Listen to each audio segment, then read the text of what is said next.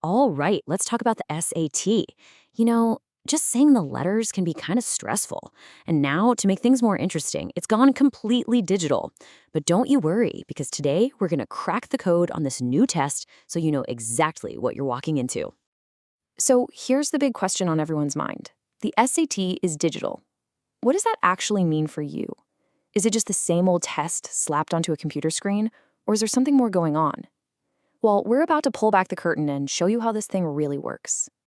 And before we get into any of the nitty-gritty, let's just start right here. This quote gets to the absolute heart of it.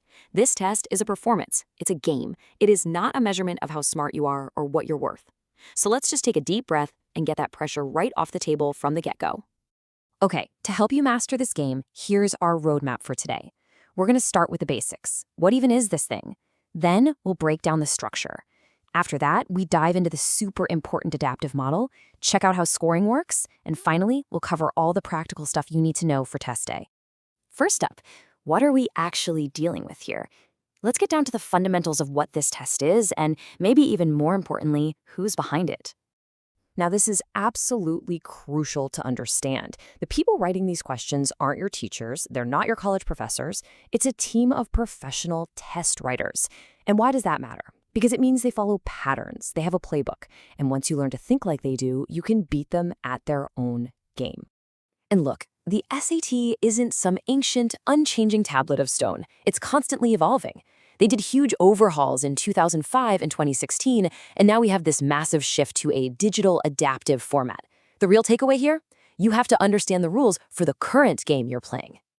All right, let's get into the nitty-gritty. We are going deep inside the test's architecture to give you a crystal clear bird's-eye view of what you'll be facing. So here it is, the whole map of the test laid out for you. You're looking at about 2 hours and 15 minutes of actual testing, plus a 10-minute break. Two main parts, reading and writing first, then math. Pay attention to the number of questions and the time for each section. And see that little note about experimental questions? We're going to come back to that. It's important. So let's zoom in on that first section, reading and writing. It's not two separate sections anymore, it's all blended together. And it's broken down into these four main types of questions. As you can see, the top three are all weighted pretty evenly, making up most of your score. Now for the math section. Whoa, look at that. Algebra and what they call advanced math make up a whopping 70% of the section combined. The other stuff, problem solving, geometry, trig, that's just the other 30%. This right here, this is telling you exactly where to focus your prep time. Okay, this next part, this is probably the single biggest, most important change you need to get your head around. We're about to uncover the biggest secret of the new SAT, the fact that this test is adaptive. So what on earth is an adaptive test? Well, it's pretty simple, really. The test actually changes based on how well you're doing.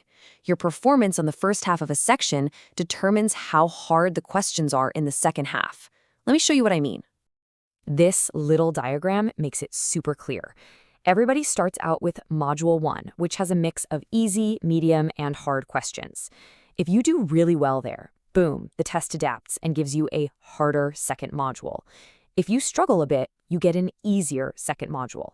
This one moment, this single fork in the road is critical. And why does that one fork in the road matter so much? Well, here's why. If you get sent to the easier second module, the questions aren't as tough, but, and this is a big but, there is a hard cap on your maximum possible score. But if you unlock that harder module, yeah, the questions are more challenging, but it gives you a shot at the highest possible scores. So the takeaway is massive. How you do in Module 1 basically sets the ceiling for your score on the whole section. So you might be wondering, are there any of those weird trick questions thrown in that don't actually count toward my score?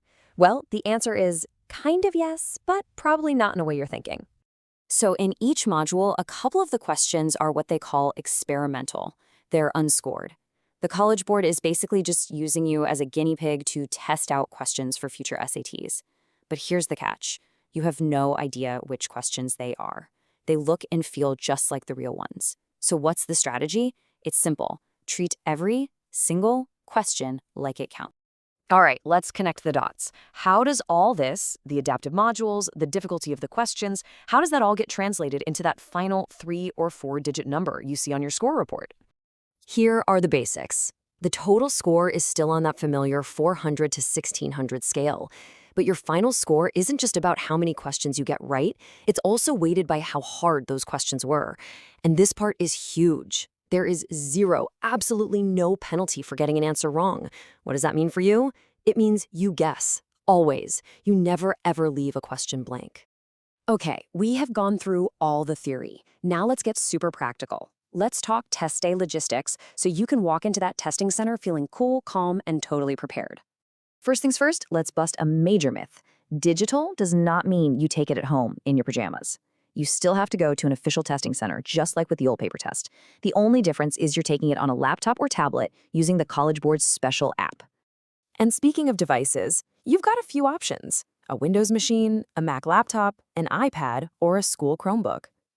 The main thing is you got to check the specific system requirements and get that official Blue Book testing app installed and ready to go before test day. Don't wait until the last minute. And here's a little piece of good news, a really powerful tool that's built right in. You get a Desmos graphing calculator available for every single math question. This can be a total game changer, so you should definitely play around with it and get comfortable using it during your prep. So let's boil this all down. What are your first steps to crushing this thing? Number 1, know the structure inside and out. Number 2, get that adaptive model. Understand that how you do in Module 1 is absolutely critical. And number 3, nail down the logistics. Get your device ready so test day itself is as smooth as possible. You know, at the end of the day, the digital SAT isn't some big, scary mystery that measures your worth. It's just a game with a very specific set of rules. We've just laid out all the rules for you. So the only question left is, now that you know how to play, how are you going to win?